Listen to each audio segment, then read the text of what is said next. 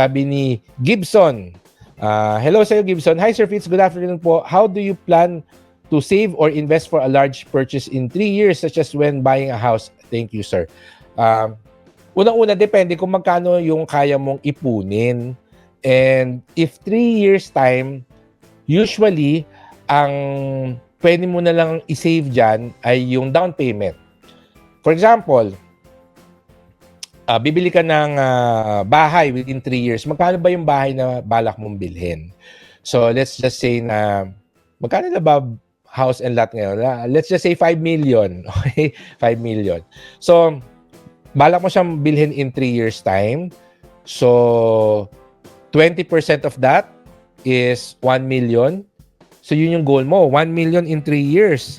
So, 1 million, bigla akong nagbukas ng calculator, divided by 36 months is 27,000, tama ba to? Yan, 27,000, di ba? So, we have to be realistic with our goal. No? So, 28,000. So, kailangan mag-ipon ka ng 28,000 every month. Since 3 years yan, I would say, just put it in a digital bank and a money market fund. Kung may makita kang medyo mataas na short-term corporate bond, no? Kuwari, may corporate bond na nagbibigay ng mga 4% in 3 years. Mukhang imposible. But yeah, or government bonds, so mga retail treasury bonds that can give you something higher than 3% for the next 3 years. Doon mo ilagay. But for 3 years, money market at saka digital bank na yan. No? Pwede rin time deposit, but I don't know. So, in any case, I digress. Ipon ka ng 28,000 per month so that by after 3 years, hopefully, meron kang 1 million na pang down payment. And then, of course, maglo-loan ka na lang for the rest of the equity para mabili mo yung bahay. Itong 3 years na to, hindi ka lang nag-save para sa down payment. You should now also improve your credit score. So, I would advise you to build a good relationship with your bank manager. So, saan bangko mo babalak mag-home loan? So, medyo tsikahin mo na. Kasi, may effect siya eh. Meron siyang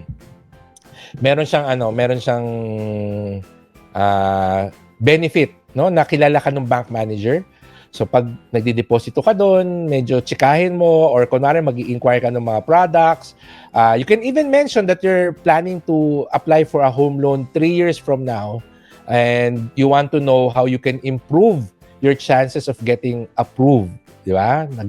Nagra-rhyme pa, no? Improve your chances of getting approved.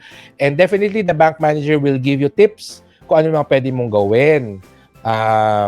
Sometimes they would even issue you a credit card para meron kang credit history with the bank.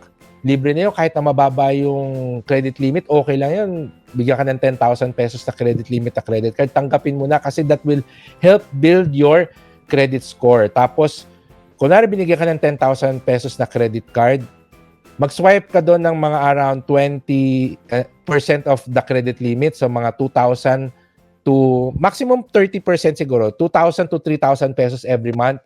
That will help build your credit score. Wag mo i-max out kasi negative sa credit score mo yun pag mina-max out mo yung credit limit mo. So, 20 to 30% of your credit limit, yun yung iswipe mo sa credit card mo. That will improve your credit score. So, do that for the next 3 years so that by the time na mag-a-apply ka na ng home loan, maganda yung credit score mo, mataas yung chances mo of getting approved. And then also, start inquiring sa Pag-ibig Fund. No, yung Pag-ibig loan, ano ba yung requirements, ano ba yung magiging mga documents na kailangan mo i-submit or qualifications para ma-approve ka. So maganda yan, no? 3 years yung preparation mo, but realistically speaking, from my past clients, down payment lang yung naiipon or yung napaghahandaan kapag 3 years lang ang allotted time, no? But still, that's still a good amount of time to prepare. Usually, may mga ganyan, mga newlyweds, to be honest, no? Kakakasal pa lang nila, a lot of their funds nagamit nila sa kanilang wedding.